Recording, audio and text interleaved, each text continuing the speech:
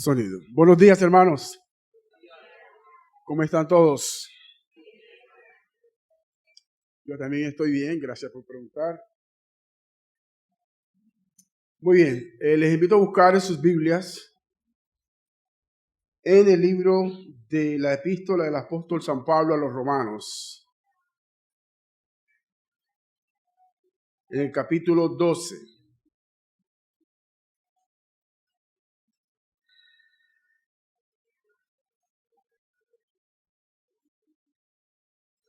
Vamos a leer muchos versículos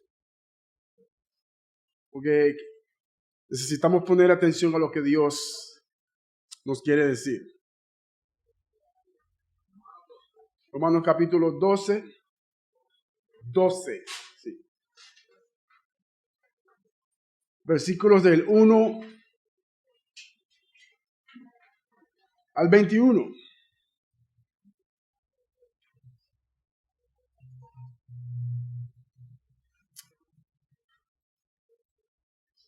Dice así la palabra de Dios. Así que, hermanos, os ruego por las misericordias de Dios que presentéis vuestros cuerpos en sacrificio vivo, santo, agradable a Dios, que es vuestro culto racional. No os conforméis a este siglo, sino transformaos por medio de la renovación de vuestro entendimiento, para que comprobéis cuál sea la buena voluntad de Dios, agradable y perfecta.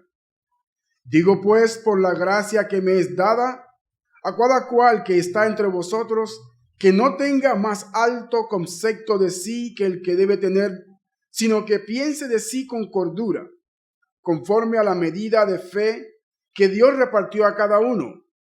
Porque de la manera que en un cuerpo tenemos muchos miembros, pero no todos los miembros tienen la misma función, así nosotros, siendo muchos, somos un cuerpo en Cristo, y todos miembros los unos de los otros.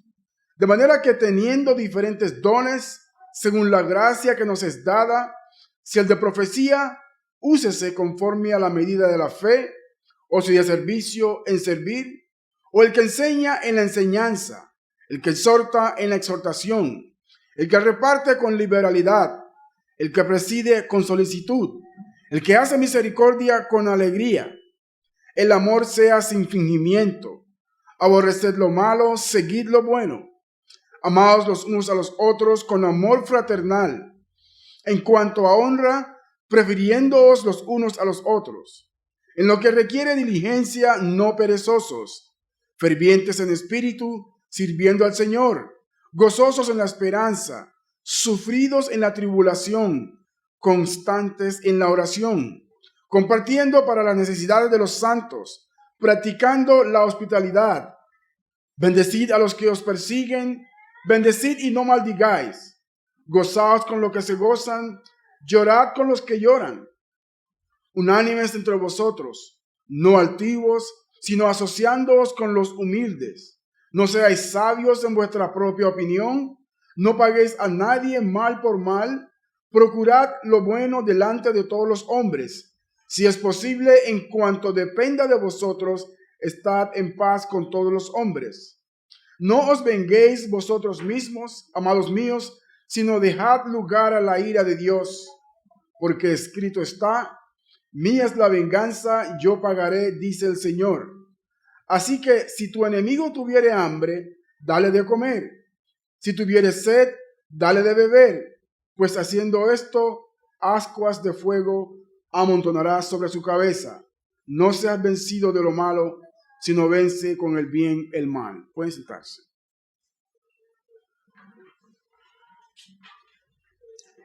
Vamos a orar y pedirle al Señor que nos hable por su palabra. Señor, te damos gracias por tu palabra, la cual es digna de ser recibida por todos.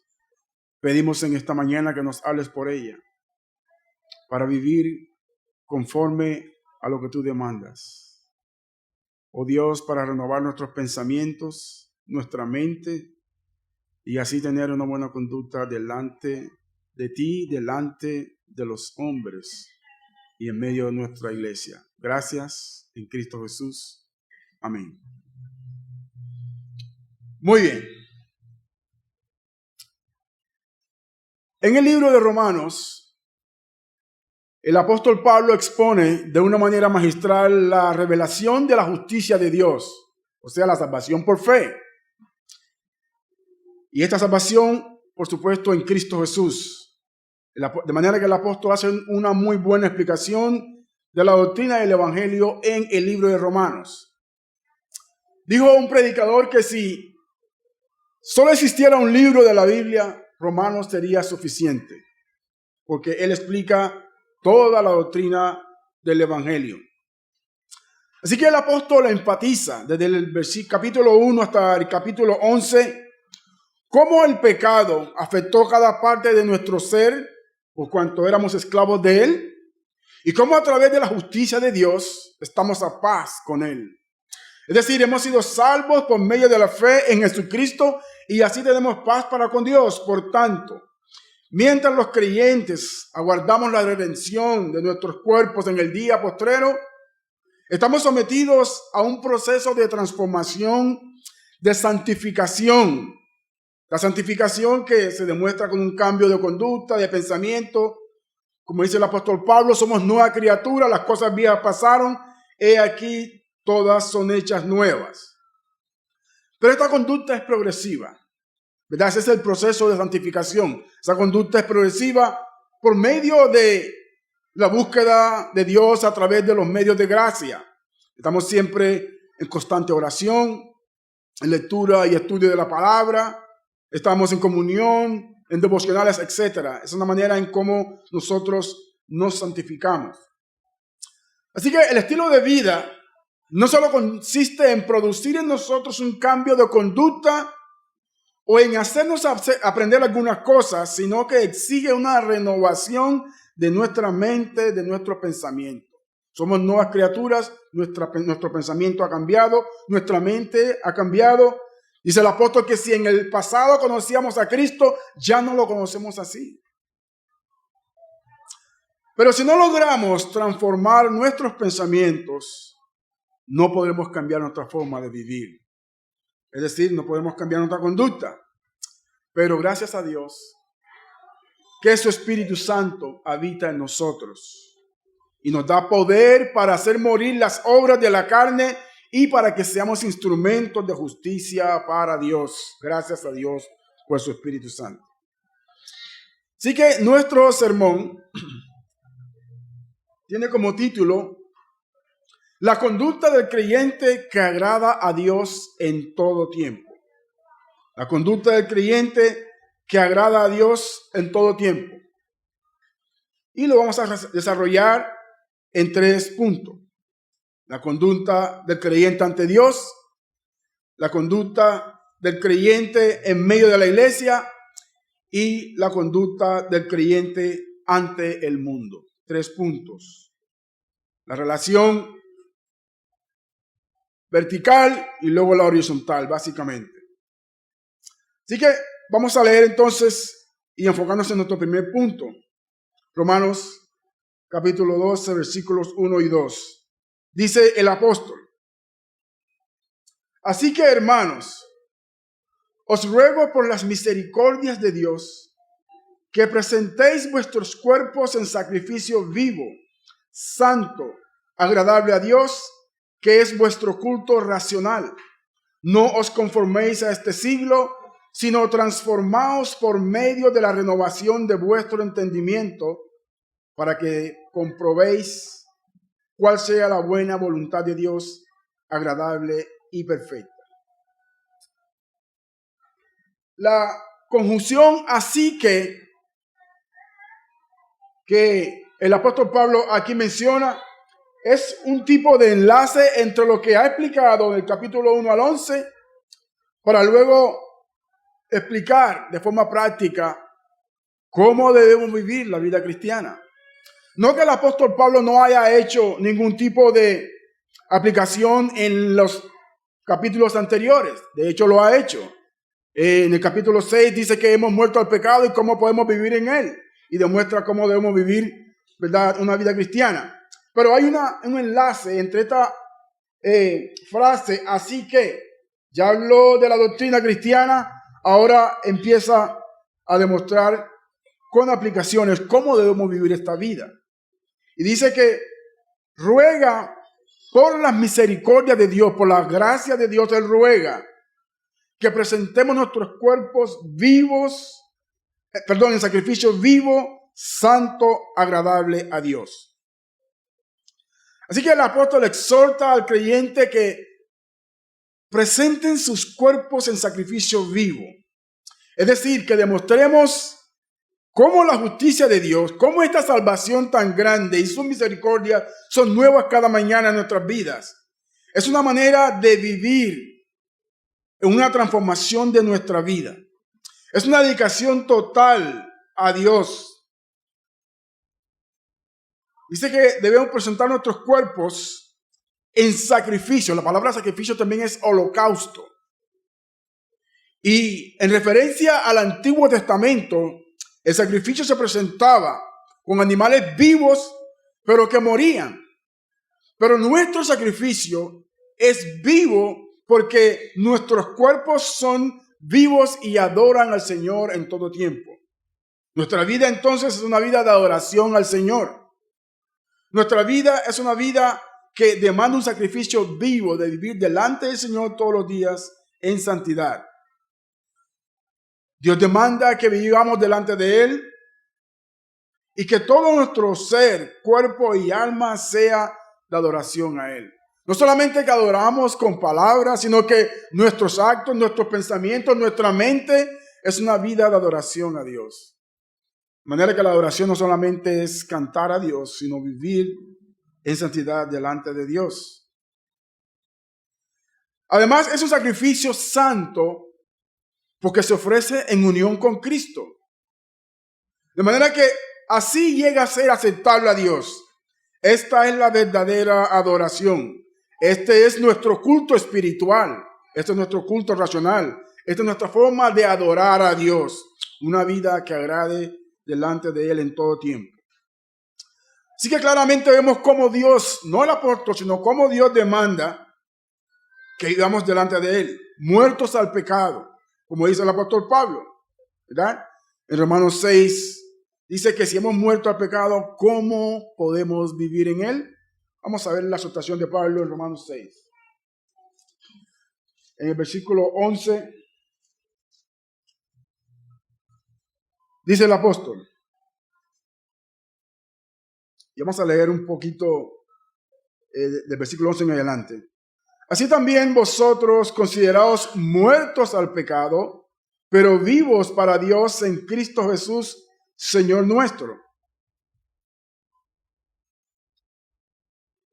Dice, no reine pues el pecado en vuestro cuerpo mortal, de modo que lo obedezcáis en sus concupiscencias, ni tampoco presentéis vuestros miembros al pecado como instrumentos de iniquidad, sino presentaos vosotros mismos a Dios como vivos de entre los muertos, y vuestros miembros a Dios como instrumentos de justicia, porque el pecado no se enseñoreará de vosotros, pues no estáis bajo la ley, sino bajo la gracia. Versículo 16.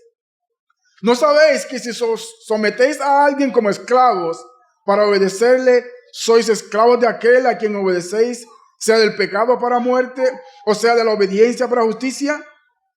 Pero gracias a Dios, que aunque erais esclavos del pecado, habéis obedecido de corazón a aquella forma de doctrina a la cual fuisteis entregados, y libertados del pecado, vinisteis a ser siervos de la justicia. Versículo 23 dice, versículo 20, porque cuando eras esclavo del pecado, eras libres acerca de la justicia. Pero ¿qué fruto tenías de aquellas cosas de las cuales ahora os avergonzáis? Porque el fin de ellas es muerte. Mas ahora que habéis sido libertados del pecado y hechos siervos de Dios, tenéis por vuestro fruto la santificación y como fin la vida eterna, porque la paga del pecado es muerte, mas la dádiva de Dios es vida eterna en Cristo Jesús, Señor nuestro. Así que el apóstol ahora nos insta a ser siervos de la justicia, a presentar nuestros miembros a Dios como instrumentos de sacrificio vivo. No como en el pasado que vivíamos con una mente reprobada, presentando nuestros miembros al pecado, sino que ahora que hemos venido a Cristo, hemos sido libertados del pecado, hemos sido hechos siervos de Dios y tenemos como fruto la santificación y como fin la vida eterna. Ya no vivimos entonces conforme vivíamos en el pasado, conforme al viejo hombre, sino que somos nueva criatura en Cristo. De manera que vivimos entonces una vida de adoración a Dios. Esa es la conducta delante de nuestro Dios.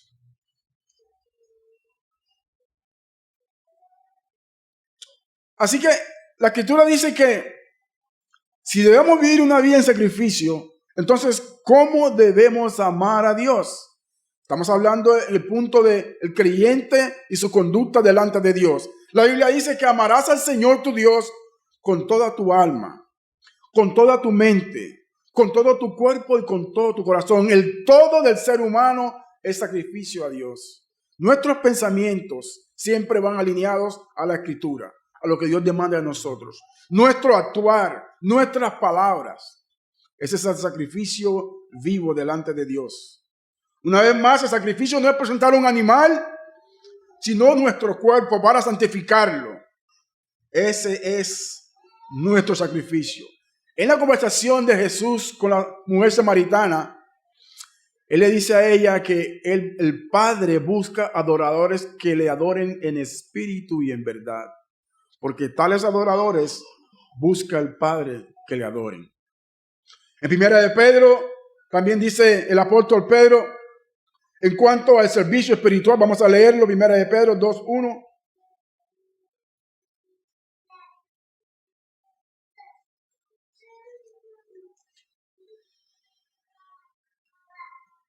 Dice el apóstol Pedro, capítulo 2, versículo 1, Primera de Pedro, desechando pues toda malicia, todo engaño, hipocresía, envidias y todas las detracciones, desead como niños recién nacidos la leche espiritual no adulterada, para que por ella crezcáis para salvación, si es que habéis gustado la benignidad del Señor, acercándonos a Él, piedra viva, desechada ciertamente por los hombres, mas para Dios escogida y preciosa. Vosotros también, como piedras vivas, sed edificados como casa espiritual y sacerdocio santo, para ofrecer sacrificios espirituales aceptables a Dios por medio de Jesucristo. Así que el apóstol también nos insta a la práctica espiritual en nuestro ser todo a Dios, nuestro ser en sacrificio a Dios, adoración a Dios. La adoración es que nos entregamos a Dios con toda nuestra mente, con toda nuestra alma, con todo nuestro cuerpo. El todo del ser humano entregado a Dios. Ese es nuestro culto espiritual, nuestro culto racional. Así que este es el pensamiento que transforma nuestra conducta. Que no vivimos de acuerdo al estilo del mundo, o sea, que no seguimos el sistema de criterios y actitudes de este siglo, de esta era, que no nos amoldamos a las costumbres de este mundo, sino que nos mantengamos en sacrificio vivo ante Dios. Ahora, no que salgamos del mundo, ni que huyamos de la compañía de los impíos, sino que vivamos conforme al estilo de vida que Dios demanda de nosotros. Vivir conforme a lo que Dios demanda. El Señor Jesucristo en su oración al Padre, en Juan 17 precisamente, dice estas cosas, que nos guarde del mundo. No que nos aparte de este mundo, sino que nos guarde del mal. Entonces una mente renovada, una mente madura, es capaz de discernir lo que agrada a Dios y lo que no le agrada a Dios, una vez renovados, una vez viviendo sacrificio, y así podemos entender cuál es su buena voluntad. Una mente madura puede entender cuál es la voluntad de Dios, porque está siempre pendiente a qué dice la Escritura y cómo debemos actuar delante de Él. Una mente madura entenderá la voluntad de Dios porque puede discernir a través de Él, en medio de donde está, qué debe hacer y qué no debe hacer. Y esa voluntad de Dios, dice el apóstol Pablo, es agradable y es perfecta y es buena. Así que el llamado es agradar a Dios en todo tiempo. Esta es la respuesta a la gracia. Así respondemos a Dios. Él nos ha llamado para ser salvos y nosotros respondemos viviendo una vida que a Él le agrada. Como dice el libro de Hebreos, ¿cómo escaparemos si descuidamos esta salvación tan grande? Amén. Esa es la conducta del creyente ante Dios. El segundo punto es la conducta del creyente ante la iglesia. Y leemos desde el versículo 3 al 13. Dice el apóstol: digo pues, por la gracia que me es dada, a cada cual que está entre vosotros, que no tenga más alto concepto de sí que el que debe tener, sino que piense de sí con cordura, conforme a la medida de fe que Dios repartió a cada uno. Porque de la manera en que un cuerpo tenemos muchos miembros, pero no todos los miembros tienen la misma función, así nosotros, siendo muchos, somos un cuerpo en Cristo, y todos miembros los unos de los otros. De manera que teniendo diferentes dones según la gracia que nos es dada, si el de profecía, úsese conforme a la medida de la fe. O si de servicio, en servir. O el que enseña en la enseñanza. El que exhorta en la exhortación. El que reparte con liberalidad. El que preside con solicitud. El que hace misericordia con alegría. El amor sea sin fingimiento. Aborrecer lo malo, seguir lo bueno. Amaos los unos a los otros con amor fraternal. En cuanto a honra, prefiriéndolos los unos a los otros, en lo que requiere diligencia, no perezosos, fervientes en espíritu, sirviendo al Señor, gozosos en la esperanza, sufridos en la tribulación, constantes en la oración, compartiendo para las necesidades de los santos, practicando la hospitalidad. Aquí entonces demostramos la conducta en medio de la iglesia. De manera que transformados por el pensamiento, renovados con nuestro pensamiento y habiendo entendido la voluntad de Dios, entonces nos comportamos delante de los creyentes como el apóstol Pablo aquí nos exhorta. Es a funcionar como un cuerpo en cuanto a la medida de fe que se le ha dado a cada uno. Esto es interesante porque como seres humanos tendemos al error, a pensar de que sabemos más que los demás, que tenemos un mejor don que los demás, que en la iglesia somos más aceptos que otros. No, el apóstol nos exhorta a no tener un alto concepto de uno mismo del que deberíamos tener. O sea, él apela a la humildad, el respeto mutuo, el reconocimiento que hay diversidad de dones y que estos dones contribuyen a la unidad y el buen funcionamiento del cuerpo, a una iglesia saludable, a una iglesia sana. La iglesia del primer siglo es igual a la nuestra, o por lo menos la iglesia de Corintios, en el sentido de que Dios llamó a hombres pecadores, pero el pecado todavía afectaba sus vidas. Y Pablo los exhorta a la humildad, al amor, a la unidad. Así que una iglesia saludable es aquella que puede cumplir con la comisión, con la gran comisión en este mundo. Si reconocemos nuestros dones y los dones de los demás, podemos avanzar más fácilmente en nuestro objetivo como iglesia. Aquí hay hermanos que tienen dones, los reconocemos, nos unimos como iglesia y funcionamos mejor. No podemos estar presumiendo ni tampoco menospreciando los dones de los demás. O sea, de hecho, no debemos mirar a nuestros hermanos como superiores a nosotros mismos, dice Filipenses. Y así mismo entender que somos un cuerpo y que nos necesitamos los unos a los otros. También debemos evitar sobreestimar a los demás por sus dones. ¿verdad? Como a veces solemos hacer y convertimos a los hermanos en nuestros ídolos. Al final los dones son precisamente eso, dones. Regalos de parte de Dios a los hombres. No son superpoderes de los hombres, sino la gracia de Dios en sus vidas. Y dice un comentarista bíblico que un don es un poder espiritual otorgado para cumplir su responsabilidad especial. De manera que si tenemos dones, aquí estamos con ellos para servir al Señor, para cumplir con una responsabilidad, no para jactarnos ni nada de eso. Entonces, como es Dios quien da los dones, debemos eliminar todo orgullo. Y por otro lado, debemos apreciar lo que tenemos, porque es Dios quien lo ha dado. Vamos a gracias al Señor por los dones, amén. Apreciamos lo que el Señor nos ha dado. Así que cualquiera que sea el don que Dios te haya dado, ejércelo con alegría, con mucha humildad. Y no te ocupes en otros dones, porque ahí no vas a funcionar, sino ocúpate en el don que Dios te ha dado. Por otro lado, Dios no va a pedir cuenta de los dones. Así que sirvamos con gozo.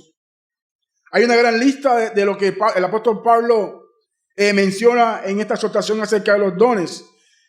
Así que el que pueda suplir a su hermano, ¿verdad? En cuanto a lo económico, súplale. Y hágalo no por necesidad, sino con alegría, porque Dios ama al dador alegre. Amén. El que pueda enseñar, que enseñe. El que tenga el don de la exhortación, o sea, de la consolación, que exhorte. Hay, en cuanto a la consolación, muchos hermanos por allí, ¿verdad?, que necesitan una visita, una llamada. Y si sabes cuáles son esos hermanos, visítalos, llámalos, dales una palabra de aliento. El que pueda servir visitando a los enfermos y atribulados, hágalo también. El que tenga el don de misericordia, hágalo con alegría. Pon a funcionar tus dones, hermanos. Enrólate en los servicios que hay. En la iglesia hay grupos de servicios. Llama al líder del grupo y enrólate. Hazlo para la obra de Dios. No sea que te pase como al varón de los talentos, la parábola de los talentos, donde el Señor le reclamó los dones y no hizo nada con ellos. Sirve de todo corazón, porque de esta manera glorificamos a Dios. Y el apóstol continúa hablando acerca del amor aquí en esta lista. Dice que el amor sea sin fingimiento, o sea, un amor genuino. El amor sea mutuo. Ahora, el contexto de este pasaje, por supuesto, es de un contexto racial. Habían judíos y habían gentiles en la iglesia de Roma. De manera que el apóstol Pablo exhorta a la iglesia a que se amen los unos a los otros. Pero el amor es la base de la fe cristiana. Y recuerden que en 1 Corintios, precisamente hablando de los dones, los corintios tenían muchos dones. Esta iglesia estaba muy bien equipada, tenía muchos dones. Tanto así que los hermanos con muchos dones se exaltaban. Y unos se creían más que otros, etc. Y Pablo les dice en el capítulo 13 que el amor está sobre todo eso. Dice el apóstol que si tengo fe que mueve montañas, si hablo lenguas angelicales y cualquier otra cosa que haga, y si no tengo amor, nada soy, dice el apóstol. Así que no podemos gloriarlo por los dones que tenemos. El amor es mayor, precisamente, más que esto. Entonces nuestro amor, el amor entre creyentes, debe ser genuino, debe ser sincero, debe ser sin fingimiento. Y el apóstol dice que la gran exhortación es a unirnos en amor, a amarnos los unos a los otros, a servirnos en amor. Porque necesidad es lo que hay en medio del pueblo de Dios. Todo tipo de necesidad, espiritual, económica, física. El amor cubre todas estas cosas. Entonces, la gran exhortación es al amor.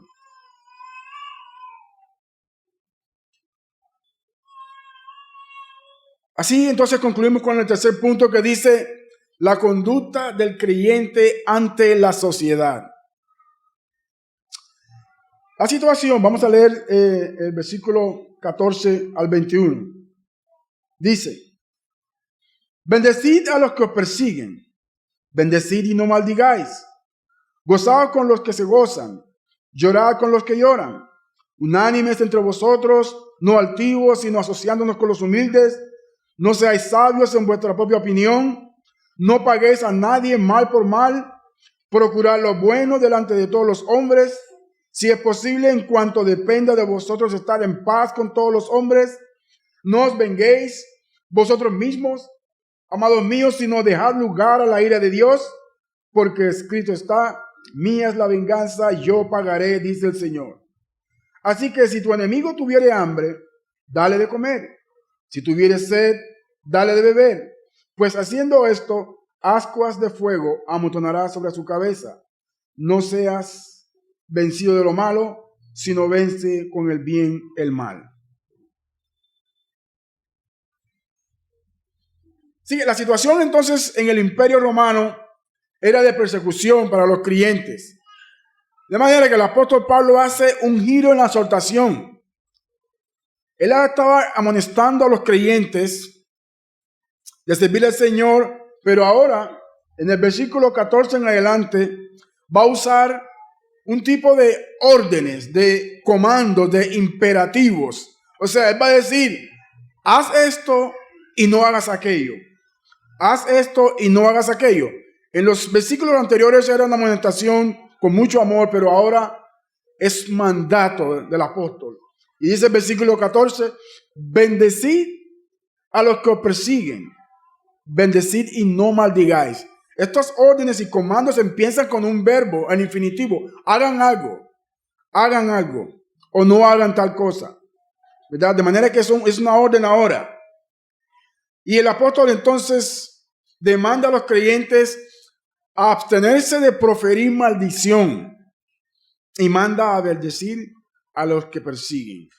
Una vez más, el contexto de esta carta era la persecución, ¿verdad?, de los creyentes. Así que los creyentes fácilmente podían maldecir a los romanos y a todos que les perseguían, ¿verdad?, porque los estaban matando. Sin embargo, el apóstol dice ahora, bendecid a los que persiguen. Bendecid y no maldigáis. De manera que cada vez que estemos en una situación de esta, donde el impío merezca que le digamos una maldición,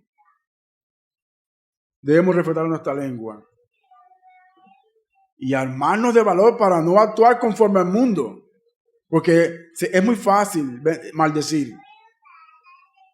Así que debemos tener cuidado, porque nuestra naturaleza pecaminosa es manifiesta muy fácilmente, ¿verdad? Nos hacen algo, enseguida nos ofendemos y vamos a responder enseguida. Pero recordemos la conducta, la forma de pensar delante del Señor. No es fácil esto, pero debemos intentar hacerlo. Así que no debemos responder conforme a nuestro deseo, sino conforme al Señor nos ha mandado, bendecid y no maldecid. Así que la madurez espiritual es esta, que se nota en la práctica de todos estos mandatos, que además siguen en la lista que el apóstol Pablo aquí menciona. Y en cuanto a la comunión en los creyentes, sinceramente hay diferencias entre nosotros. Todos los días, ¿verdad? En nuestra vida diaria tenemos roces con los creyentes, pero precisamente el creyente maduro sabrá sobrellevar estas cosas. Es ahí la renovación de nuestra mente, la transformación de nuestra mente. Esa renovación nos lleva a vivir una vida de sometimiento a Dios para amarle a Él, para amar a los hermanos y también a los no creyentes. Una vida transformada o renovada es aquella que no se conforma al mundo, que desecha los patrones del mundo. Una mente renovada es aquella que rechaza todo pensamiento que se levanta contra la doctrina de Cristo. Pero hay muchos pensamientos y comportamientos entre cristianos allá afuera y aún dentro de la iglesia. Es difícil, pero es una realidad, porque a veces no sabemos cómo pensar en cuanto a situaciones como el matrimonio, la crianza de los hijos, el sexo y el género, el trabajo, etc. El mundo dice una cosa y nosotros la creemos, pero la Escritura nos dice algo contrario. ¿Cómo entonces actuamos? Necesitamos entonces conocer la Escritura para poder actuar conforme a lo que Dios demanda. Así que hay una gran lista en lo que el apóstol Pablo nos demanda. Versículo 15, gozaos con los que se gozan, llorad con los que lloran. Es fácil llorar con los que lloran, pero a veces no nos gozamos de los que les va bien, ¿verdad? Lloramos con los que lloran, pero a veces no nos gozamos de los que les está yendo bien, de los que están siendo bendecidos. Unánimes entre vosotros, no altivos, sino asociándolos con los humildes. No seáis sabios en vuestra propia opinión, dice el apóstol, ni paguéis a nadie mal por mal. Procurad lo bueno delante de todos los hombres. Una vez más, es imperativo, es una orden. No ser sabio en nuestra propia opinión, ya hablamos de eso. Nosotros debemos ser humildes en cuanto al conocimiento que Dios nos ha dado y no creer que somos más que nadie, ¿verdad? Dice el versículo 18, si es posible, en cuanto dependa de vosotros, estad en paz con todos los hombres. Yo no lo perdono si no me perdona, si no me pide perdón, imagínense, así pensamos. ¿No? Si depende de ti, ve y ponte a paz con tu hermano, dice el apóstol. No que él venga a ti. Una vez más se muestra humildad. Y así como dice el apóstol, ascuas de fuego amontonará sobre su cabeza. Dice, no os venguéis vosotros mismos, amados míos, sino dejad lugar a la ira de Dios. Porque Cristo está, mía es la venganza, yo pagaré, dice el Señor. No hacemos eso. Nos vengamos por nuestra propia mano, ¿verdad? Y no dejamos lugar a la venganza de Dios. Así que si tu enemigo tuviere hambre, dale de comer. Si tuviere sed, dale de beber. Pues haciendo esto, ascuas de fuego amontonará sobre su cabeza. Una vez más, le avergüenzas a tu enemigo cuando le das de comer, cuando le sirves, aunque te haya hecho mal. Y no seas vencido de lo malo, sino vence con el bien el mal. Realmente vale la pena vivir una vida que agrade a Dios. Esto como conclusión. Vale la pena vivir una vida que agrada a Dios, que sea demostrada por medio de la renovación de nuestra mente y de nuestra conducta. Sin embargo, sabemos que siempre fallamos a Dios. No podemos vivir esa vida. En vez de servirle a Él, le servimos a los ídolos de nuestro corazón. En vez de adorarle a Él, adoramos a las cosas del mundo. En vez de presentar nuestros cuerpos en sacrificio vivo y santo, profanamos nuestros cuerpos, los cuales son el templo del Espíritu de Dios. Nuestra gran esperanza es Cristo, nuestro Señor, quien sí se presentó al Padre en perfecta obediencia y santidad, en sacrificio vivo, viviendo una vida agradable ante el Padre y siendo ofrenda de olor fragante ante Él. Murió en la cruz para pagar nuestros pecados y maldades y resucitó entre los muertos para justificarnos ante Dios y llevarnos a una vida plena en Él. Cristo es el perfecto sacrificio que necesita la humanidad. Cristo es el único sacrificio agradable al Padre que satisfizo la ira de Dios. Gracias a Dios por Cristo, que nos hace aceptos ante el Padre por su gracia y su bondad. Dios nos bendiga en esta mañana, hermanos. Oramos a Dios. Padre, te damos gracias, Señor, por Cristo Jesús, tu Hijo amado, porque realmente Él es el sacrificio vivo, santo y agradable. Ayúdanos, Padre, ayúdanos, Señor, a vivir esa vida que te agrade. Apártanos del mal y que tu Espíritu Santo sea con nosotros todos los días, Señor, para así agradarte. En el nombre de Jesús. Amén.